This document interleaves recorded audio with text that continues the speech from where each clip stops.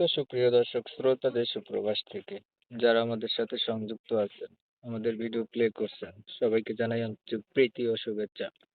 বন্ধুরা, আজকে আমার সাথে সংযুক্ত আছে সুইট একটা আপু, অডিও কলে যোগাযোগ করছে। কয়েকদিন ধরেই যোগাযোগ ছিল, প্রতিবেদন করবে। সে কেন আসলো প্রতিবেদনে, পুরো ভিডিওতে আলাপ থাকছে, আপনারা অবশ্যই ভিডিওটা কন্টিনিউ করবেন। কথা না বাড়িয়ে পরিচয় করিতেছি।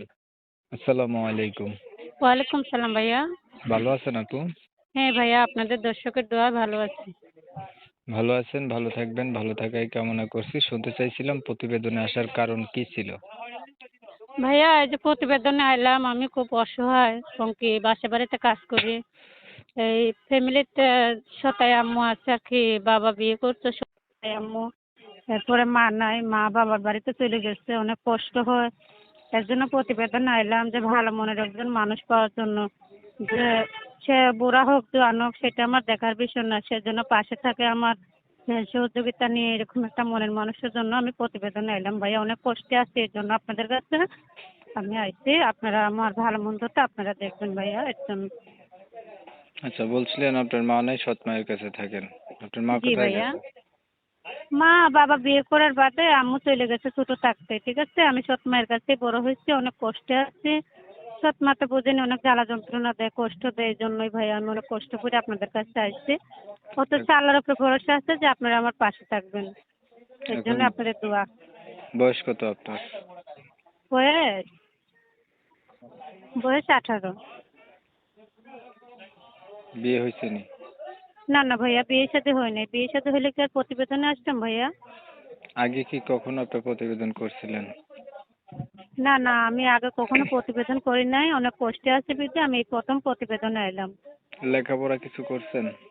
না ভাইয়া, আমি লেখাপড়া করি নাই। মিথ্যা কথা বলবো কেন? লেখাপড়া করছি। লেখাপড়া কথা বললে আপনারা যদি পরে ব্যাখ্যা দেন আমি ভাঙতে না পারলে, তাহলে বলবেন যে উনি মিথ্যা কথা বলছেন। আমি মিথ্যা কথা পছন্দ করি না ভাইয়া, আমি লেখাপড়া করি নাই। আপনি নামাজ পড়েন? হ্যাঁ ভাইয়া, মুসলমান। নামাজ পড়বো না কিসের জন্য? আল্লাহ কোরআন যতটুকু পড়ায় ততটুকুই করি। কোরআন শরীফ পড়া জানেন? না ভাই, আমি কোরআন শরীফ পড়ি নাই। আমি নামাজ কালাম সব কিছু পড়তে পারি, আপনাদের দোয়া। কি করেন আপনি?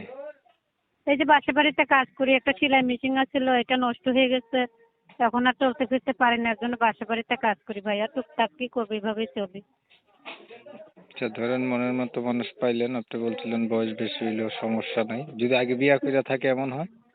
না না, সে যদি আমাকে মুসলমানের শরীয়ত মতো রাখতে পারে এবং ডাল ভাত খাওয়াতে পারে, আমার পাশে থাকতে পারে, এরকম একটা লোকেরই তো আমার প্রয়োজন। সে বুড়া হোক জোয়ান হোক সেটা আমার দেখার বিষয় নেই। ঠিক আছে, ধন্যবাদ আপনাকে। আপনার বিষয়টা একটু ক্লিয়ার করে দিচ্ছি আমি দর্শকদের জন্য। প্রিয় দর্শক আলহামদুলিল্লাহ শ্রোতা, ভাইয়া। শুনছিলেন আমি কথা বলছিলাম এই সুইট কণ্ঠের অধিকারী আপুটি দেখতেও চমৎকার সুন্দরী। প্রতিবেদনে আসছে ভালো একটা মনের মতো মানুষ চাচ্ছে।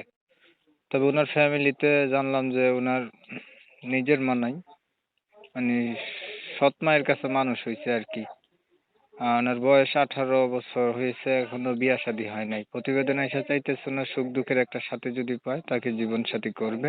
আমি হচ্ছে কমিউনিটি গাইডলাইনের কারণে আপুটির নাম ঠিকানা আপনাদের মাঝে নিতে পারতেছি না, এর জন্য দুঃখ প্রকাশ করলাম। যারা হচ্ছে এই সুন্দরী আপুটির নাম ঠিকানা জানতে চান বা ওনার সব সম্পর্কে আরো কিছু তথ্য জানতে চান, চাইলে ওনার নাম্বারে ফোন দিয়ে যোগাযোগ করতে পারেন। নাম্বার আমি ভিডিও স্ক্রিনে দিয়ে রাখছি।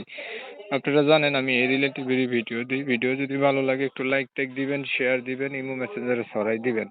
আপনাদের মতামতগুলো কমেন্টে জানাই দিবেন। চ্যানেল ভালো লাগলে সাবস্ক্রাইব করে রাখবেন। অনেক সময় নিয়ে আমার পাশে ছিলেন, এর জন্য সবাইকে ধন্যবাদ। সবাই ভালো থাকবেন, সুস্থ থাকবেন। আল্লাহ হাফেজ।